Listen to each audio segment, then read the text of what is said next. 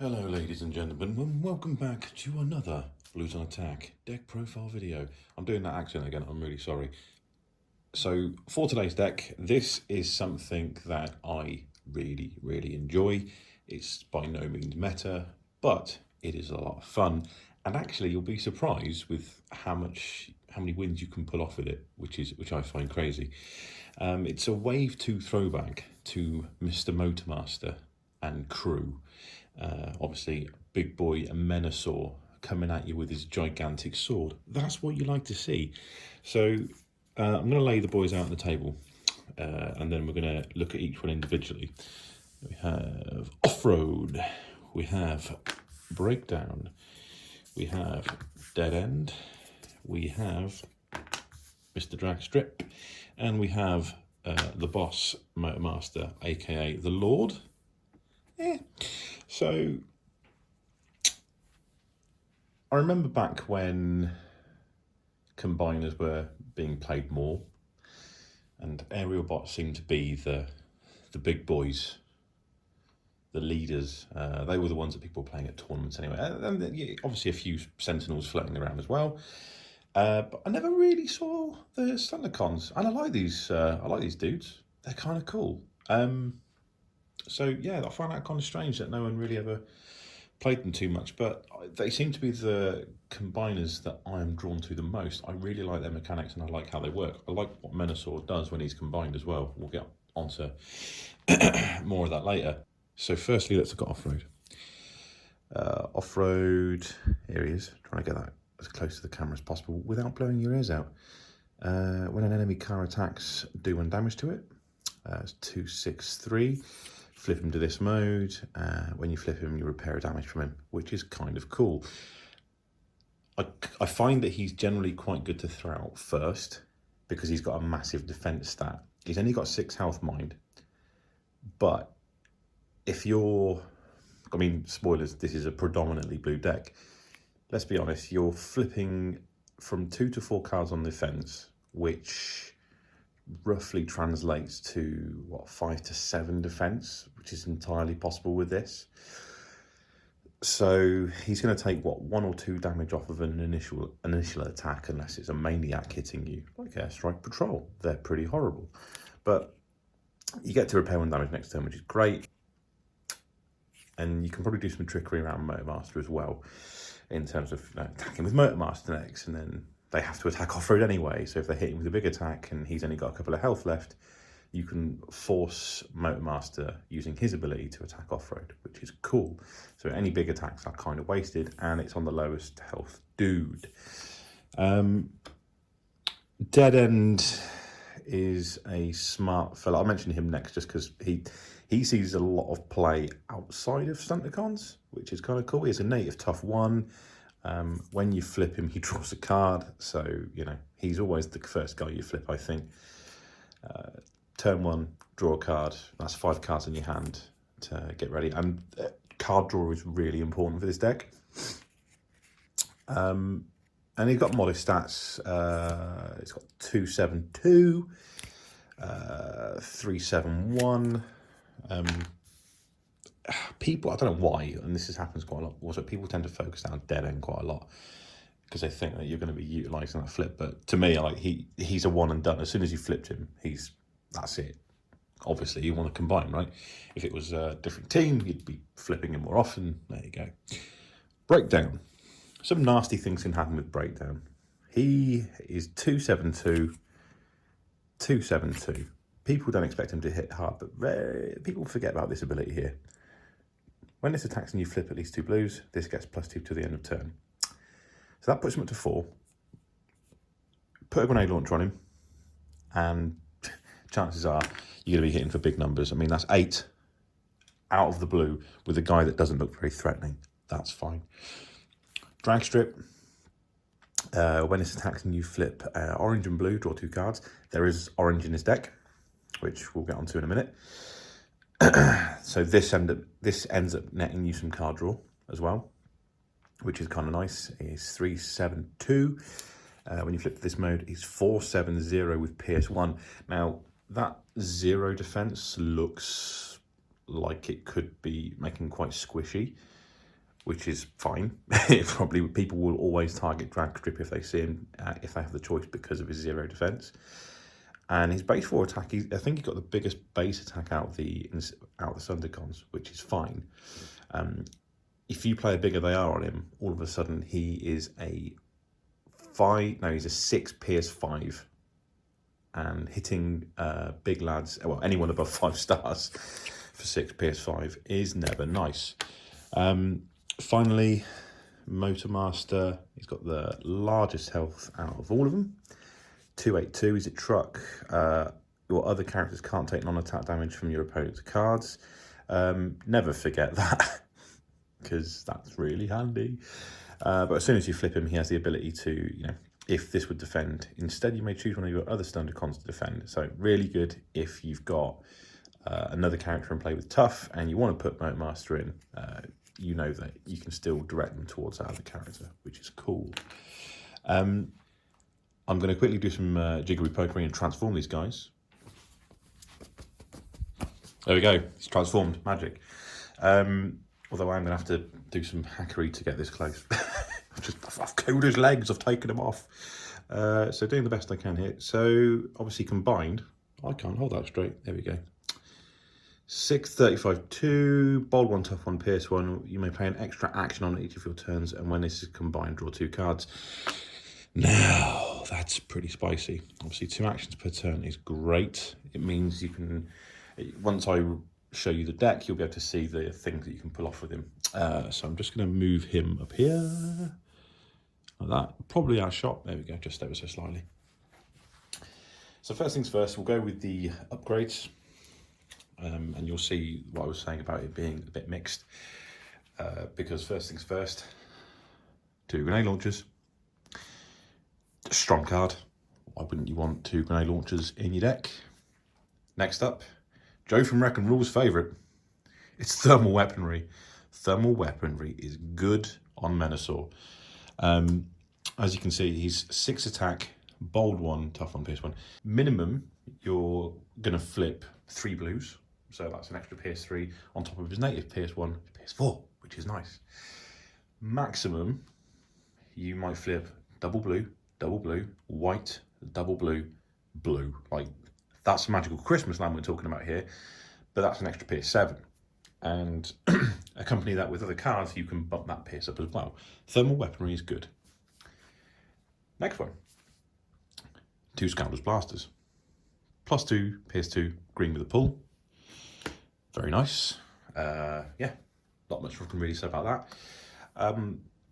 I may be a little bit drunk, but I've included 1 anticipation engine. Early game, it's fine to have this out on one of your dudes.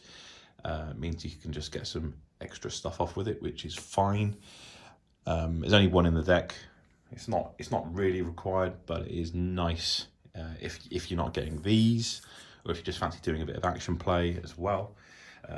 The crazy action play stuff comes later once you've combined. Of course, there's your 3 double blues, your handheld blasters as well. 4 extra. I don't like how that's not straight. My OCD is killing me. Oh my god! I'm sorry, guys. Here we go. There we go. That looks a bit better. No, I'll be here all night, and we haven't got a night. So, next up, 1 data bank. It's just another white, and at the start of your turn, draw a card. Card draw is extremely important in this deck. Next is a pocket processor, so 1 that you can grab. I didn't want too many single pip greens in this deck, so I only included 1 and another white. I think that's fair. And I've been tweaking and testing this deck for quite some time, and that seems to be the sweet spot when it comes to those 2. Yeah, but 1 data pad works well with the anticipation engine, of course, if you can get that off. So drawing, stacking, you get the idea. And finally, 2 armors, sparring gear. Deck doesn't require loads of armor. You only really need it for the end with Menasor, because the other guys' health pools are so small anyway. If they're going to get crushed, they're going to get crushed. And yeah, sparring gear is there though to help with the big lad, or like say, before you combine, put it on Menasor. Before you combine, put it on Motormaster. and yeah, watch the combined fun happen. So there's the upgrades. Nice little collection, I thought. Enough damage going on there with those weapons. Either Scoundrel's Blaster or a thermal weaponry is fine for endgame Menasor. Otherwise, like grenade launcher on breakdown, mainly for that 2 plus the 4 plus the 2 from the blues, and then the grenade launcher on top of that with a leap in the battle or something. Oh, spoilers for the actions. An attack buff of some sort that's going to be hit for like 10 or 11 damage, which is kind of nice. So jiggery pokery time. Oh, it's like magic. Oh, cheeky. So there's more actions in this deck than there are upgrades, because this is an action heavy deck. You are going to be playing a lot of actions. So the first 3 on the list are 3 hidden fortifications. Now these are amazing for helping with defense flips. Easily defends for 10, 11, 12 damage when he's getting hit. Watch people's faces groan, and you're not, because he's playing 2 actions per turn, you can get away with playing 1, and you're not wasting. You're not sort of sat there thinking, oh, I want to buff attack this turn, but I really need defense. You can do both. Or if you're sat with 2 in your hand, play 2 hidden fortifications and watch your opponent squirm. It is hilarious. There you go. So next up, 2 Inferno Breaths. As you saw, the guys don't hit for big damage. They're attacking for 2, 3, and you're not always guaranteed to get Pierce. So if you're coming up against blue decks that are very heavily defensive, Inferno Breath is perfect, because you're gonna have a turn where you're coming up against someone. You've got 5, they've got 3. You've got 2 guys left to attack with, and it could be one of them with a 2 attack. So they've got a defense of 3 or 4. You're better off just playing Inferno Breath and tapping it for 3 damage. It could be the difference between a dead bot and a live one. So there you go. In the same vein of direct damage, there is 1 underhanded tactics in here. It's, there's plenty of situations where people are left on 1 health. This is just in here to go, hey, 1 health, bang, bye, and also repairing a damage off one of your dudes, which is kind of fine. Now we're getting into attack buffs. So firstly, the bigger they are, obviously you want to be playing these while they're little, or while they're not together in their big robot mode. Not much to be said about that really, but +2 PS4 is great, especially on drag strip. Next up, the counterpart, heavy-handed. When Menasor combines, he's getting +2 PS4 against pretty much everything else.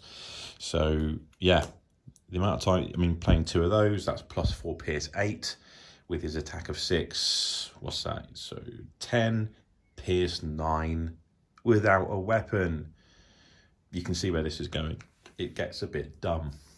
Because I'm saying 2 because you can play 2 of these every turn without the need of a brainstorm. More attack buffs, 3 steady shots, blue-black, so extra pierce, +2 attack. That is great. More attack buffs, 3 leap into battles. As you can see, you can play 2 attack buffs per turn. You have 3, 6, 9, 11 attack buff cards. So Menasor is going to be hitting pretty every time, which is great. For pre-combined mode, 2 rapid conversions. Everyone loves a rapid conversion. I was having a conversation with a friend of the channel, Mondo. How you doing, buddy? He was saying about Cornyn being a dump card against this deck. There's plenty of cards that can ruin this deck's day, of course, espionage, that kind of thing. Get rid of the enigmas. Rapid conversion helps that if your opponent thinks they're being cheeky and clever by going, I'm going to corner you back, or I'm going to do something, or slow your turn down, or whatever. Rapid conversion's there to help that process along. I think every combiner deck should always run that, which is fine. Okay, on to removal. We have 2 Vaporize. Only to remove cards in the deck, but I think that's fine. Standard, really. Not much to say about Vaporize. A little bit of extra card draw in the form of Pep Talk. So draw 2, draw 2. And finally, just 2 Stunticon Enigmas. So the Stunticon Enigma reads, if you have 5 Stunticons in bot mode on the battlefield and or in your KO area, combine them into Menasor, Menacing Colossus, which is great. And obviously when you combine him, you get his ability. If he's already in combine mode, you just draw 2 cards. So there you go, more card draw. And that's basically the size of the deck. It's pretty simple. It's a predominantly blue. There is, as you saw earlier, there is a little bit of orange in there. So there's six orange cards, which I'm just going to bring up for you now. So it's entirely possible to hit Drax's ability. It's entirely possible to get them on defense. That happens a lot as well.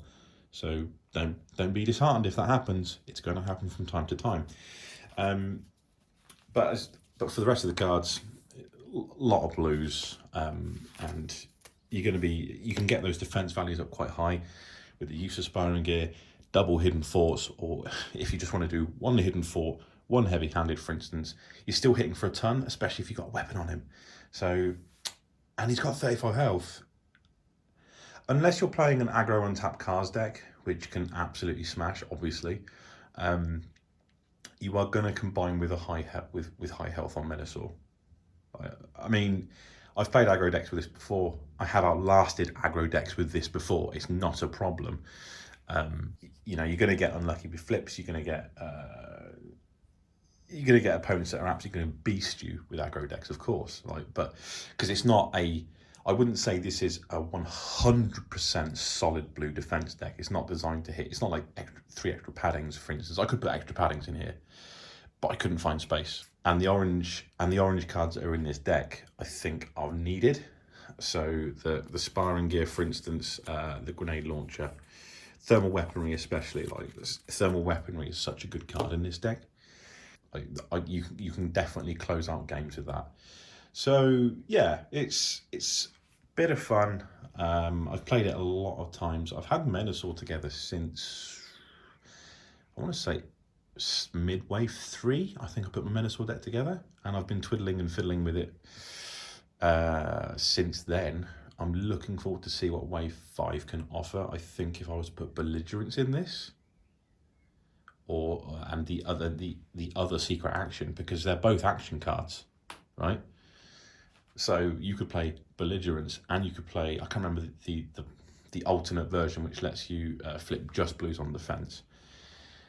Obviously for your opponent as well, switches their icons. I think that in this deck would be ridiculous, obviously. But the fact that you can play 2 upgrades per turn without the use of Brainstorm is amazing. If I was to put Brainstorm in here as well, like, who God knows, like the insanity that could happen.